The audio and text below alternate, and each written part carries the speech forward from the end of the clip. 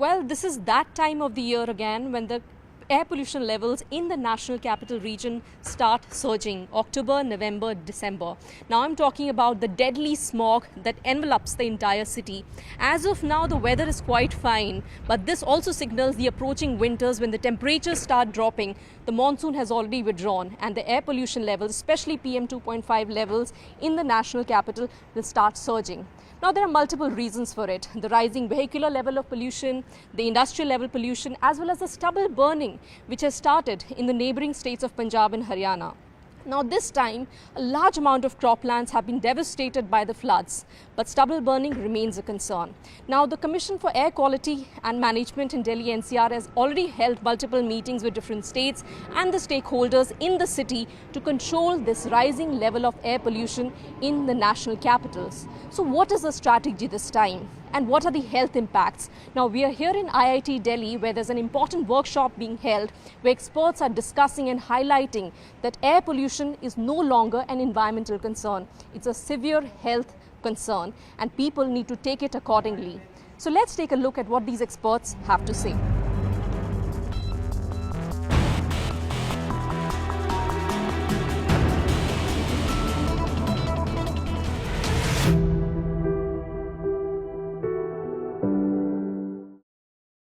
Today we have with us Professor Sagnik De from Center for Atmospheric Sciences, IIT Delhi, to talk about these severe health impacts. Sir, how do you see these several studies pointing out towards the health impacts? So, I mean, it is beyond doubt that exposure to air pollutions, both in short term and long term, has severe health impacts. And in fact, medical studies have shown that air pollution has impacted almost every organ in our body, and it starts actually from the stage of conception when the child is not even born till the person is in old age. And I think we have to take the air pollution very seriously and consider air pollution as a health crisis. So what are the several studies which point out, like, what are the exact health impacts? We talk about the impact on children, women as well as the elderly, but what exactly the studies are pointing towards? So the studies are saying, for example, that if a pregnant mother is exposed to high level of air pollutions, then it increases the risk of negative pregnancy outcomes like stillbirth, preterm birth, low birth weight. At a very early stage, there is a chance that the child's physical and mental development gets delayed. Childs can get affected from respiratory issues. As an adult, the impact has been established on cardiovascular disease, lung functions, and many other organs in our body. And finally, all of these diseases that I'm talking about can actually lead to an early death. And I think the death is actually at the end of the pyramid. But before a person dies, if high air pollution is there, throughout the life the person suffers because of many of these diseases. So what are the suggestions that the experts are giving to the policy makers regarding the health impacts? Regarding health impacts, of course, we have to reduce air pollutions, and that can be done effectively by targeting emissions at sources. But it's a process where everyone has to participate and contribute. However, till the pollution level comes down to the satisfactory margin, we should try reducing our exposure as much as possible using different ways.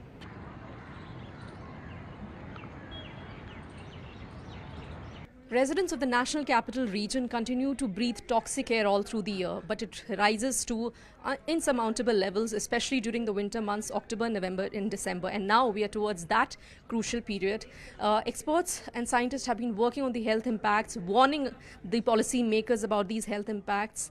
And today we have with us one such expert, Dr. Kalpana Balakrishnan. Ma'am, we have been talking about air pollution, health impacts for a very long time. How has the situation changed over the years now? Where are we now? Yeah, I think we are at an inflection point wherein every single gap that we had wanted to address in the evidence pool for health effects of air pollution in India has been addressed in a major way. We may not have the quantity that is there available in the developed countries, but we have very high quality multi-city, multi-state, multi-village studies that sort of, have been very, very central for us to synthesize a very cohesive piece of narrative. Where are the priority health outcomes? Where are the most vulnerable populations? Which sources that have been already identified in the sectoral interventions of the National Clean Air Program will yield you the biggest bang for the buck in terms of health? Where could we really address the health of the people through prioritizing sectoral interventions, and how might we set ourselves up for future interventions as they roll out in a programmatic way, so that iteratively when we intervene it leads to benefit and leads to more investments and more interventions, so that eventually we can have the blue skies and the clear skies that we all are wanting to aspire for. Right. Ma'am, you also talked about air pollution is almost synonymous with disease now. It's not just that the vehicular pollution, it's like, causing a lot of health impact. But what do the findings really show? What have they shown when it comes to health of the people in the region? Yeah. Basically, now we know that air pollution is a toxicant that affects every part of the body and throughout the life course of an individual. So you might have received exposures, while you were in your mother's womb, and yet you will have the signatures of those impacts well beyond your kids. That's how telling the evidence has been. So we now know that, in addition to the effects on the respiratory system, on the elderly that were the first to be detected some 50 years ago, to cardiovascular impacts, to growth impacts, to child growth impacts, to pregnancy impacts, to mental health impacts, to kidney impacts, to diabetes, name it.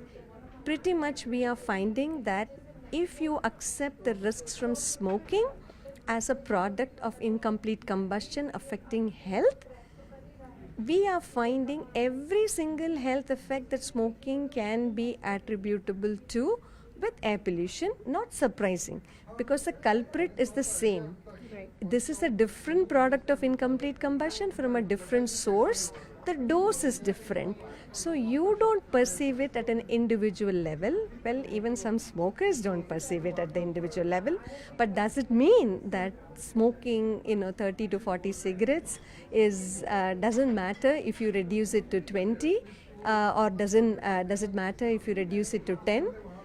We have to have a situation of no smoking, right? Similarly, for air pollution, we now know in order to be protective of health, we need to get really clean as what the WHO air quality guidelines recommend in order to be protective of health. And that's what the evidence has shown. Right, so this toxic air is impacting us even before the child is born, and then he starts breathing this air. And like ma'am said, there are multiple health impacts. It's not just an environmental concern, but a health concern, and a severe one at that.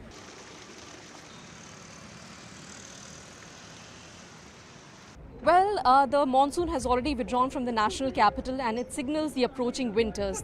Now, winters is a time when the air pollution across the national capital region starts surging. There are multiple reasons for it: vehicular pollution, industrial pollution, and the stubble burning happening in the neighboring states. So what is the strategy this time? Today, we have with us a technical member from CAQM to talk about what their plan is to control air pollution this time. Sir, what do you have to say about the strategy this time? So I definitely agree that, we are already into the air pollution season now with the winter approaching. And I think this is quite topical because, in fact, the Supreme Court has asked CAQM to prepare a preventive winter action plan. And in this context, we have been in touch with Punjab, Haryana, of course Rajasthan, and the Delhi government, and each one of them are submitting their winter action plans, which will be a preventable strategy to deal with the air pollution in this season. Right. Sir, have there been any meetings held between the neighboring states on controlling the stubble burning, which is also one of the reasons for this surge in pollution around winter? Yes, so every year the stubble burning monitoring starts in September, and we have had initial cases from Punjab and Haryana, and CAQM has just done a complete assessment of the on the ground situation by having a meeting with 23 districts in Haryana and 22 districts in Punjab. That includes all the DCs and the SSPs in terms of the stubble burning prevention action plan that is already being developed. What is the situation on the ground, and what are the actions that are immediately being taken to prevent any stubble burning, as well as to ensure that whatever is being recorded is then suitably mitigated. Right. So we are at an event where we are talking about the impact on the health because of air pollution. Could you tell us how the impacts have been so far? Because this toxic air continues to be a problem, a severe problem. As I've mentioned that, in Delhi NCR, certainly the PM 2.5, which is, what we talk about the toxic air, the levels certainly get higher. But it's also need to look at the meteorology of this. Because in the winter period, what is happening is that all the current PM 2.5, because of the smaller emissions, as well as PM10 because of dust, they accumulate, and what you are seeing now in fact is some dispersal. But as we go into the succeeding winter months, the dispersion is actually going to be leading more to accumulation, and that means that the emissions that are already there will actually be reaching some higher levels. Right. So we have this with the weather changing. Now it's a slightly relief, but with the winter approaching, the toxic levels will again start rising. Let's hope the strategy works this time and we have control in air pollution.